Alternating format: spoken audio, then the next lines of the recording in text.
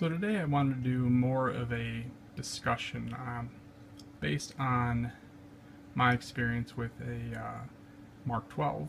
This is the Daniel Defense version. Give away obviously the stock and the grip.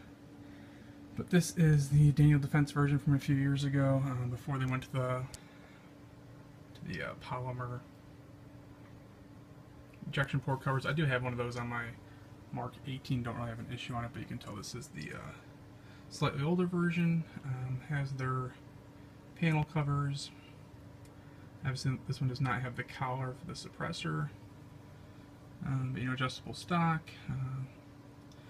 Got the Knight's Armament backups. Got a Leupold VXR Patrol 3 to 9. It's got the red dot center, so it's not a illuminated reticle per se, but it does have a red dot that is lit up. I think it's a 1 MOA dot right in the middle, but it's not the whole reticle. American Defense mount, and this is the Harris, which I did do the correct mods on, so it does have, see the pod lock there, and I do have the arms throw level there, so all the internals are really, the mechanism part is taken out that locks it down for the standard mount.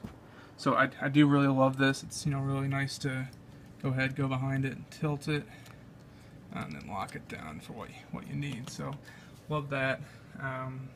Extremely accurate rifle. But kind of thing I wanted to discuss about this was the stock. I do have another video on my channel, how to remove the Daniel Defense stock. As you can see, the stock is back on it. I've had this rifle out quite a few times,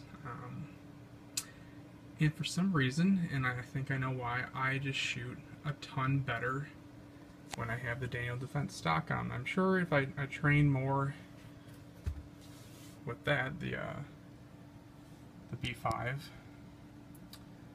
I'm sure I could be just as good, but there's just something about how easy it is to put this thing in your shoulder, basically use this to run your hand through it and just pull it back into the pocket of your shoulder. It just works extremely well. I shoot better, I stay on target for a follow-up shot better. It's just, it works a lot better. And the reason I took it off wasn't because I disliked how it works fine with it off. I have a beard, it does not catch or anything. It's got a nice, decent sized cheek weld. It's a little bit thinner, but not much. It's comfortable, but I just hate the way it looks. And that's why I took it off. It wasn't a functional reason. I put this on for a couple range visits, and I did not shoot as well. It's just, I think, harder to kind of keep your hand under here and pull it back. It's so easy to get this one, run your hand through whatever way you want to do it, and just pull it into your shoulder. And I just follow-up shots faster. I was more consistent, I think, with my cheek weld. More consistent with just everything. This rifle,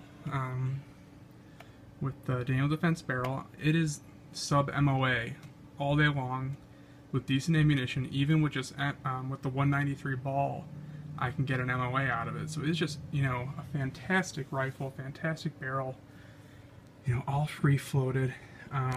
Just a great rifle, and I just thought it was really interesting that I cannot shoot it as well with this B5 stock. And like I said, I'm sure if I really worked on it, wouldn't make a difference, but it is just so much easier to get in position and use the Daniel Defense stock. So as much as I hate how it looks, it is going to be going back onto this rifle, and it'll be staying on this rifle.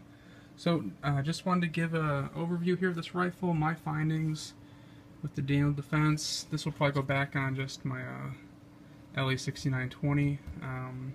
Also seems to fit that extension a little better. It's a little loose on this extension. This one, is pretty solid, so that's the other reason. This one just seems to rattle a little less. Most of my other rifles have the mag pulls that have that internal tensioning spring device that you know, basically removes all the slop in those. But I just, like I said, wanted to do a quick overview. Obviously not the correct scope for this rifle if I wanted to be, you know, really building a clone here, but you know, the Daniel Defense isn't really the exact same thing that the military's issued. It's, you know, their version of it. So, you know, I really do like this VXR Patrol.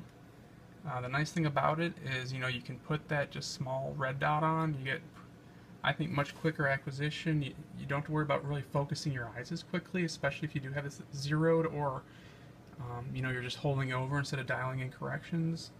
You know, it does have the exposed kind of shorter turrets that work real well. But yeah, you know, 3 to 9 I think is a real good scope for this rifle. I love my Leupold scopes, never had an issue with one. I love the American Defense quick release mounts. I really do crank them down. If I have to pull them off, I use a shoelace or some paracord to actually leverage them off. But yeah, just like I said, I wanted to give you an overview of my rifle. I did upgrade. This comes with a Geissele SSA. I put an SSAE in it, and it's just, you know, every Geissele trigger I have is just fantastic. So, not much to say about that. But you know, just a great rifle. 100% reliability. Never had an issue with it. And it's just, you know, I found the results from the stock to be kind of shocking, that I would shoot so much better and easier. And I'm, you know, I'm not even, you know, used to this stock, because this is the only one I have. It's not like I have it on other rifles. Like I said, most of my other ones are Magpols.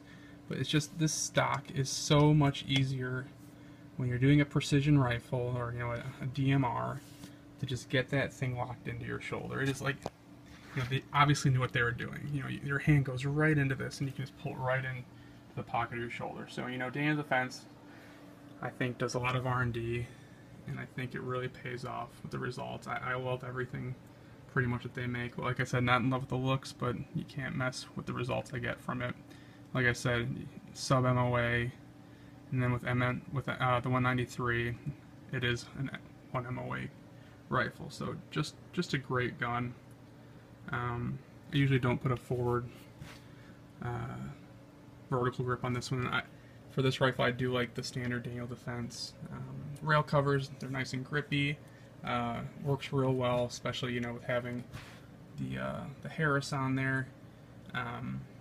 Just a great rifle. Absolutely love it. So yeah, just want to do that quick video, give a little opinion.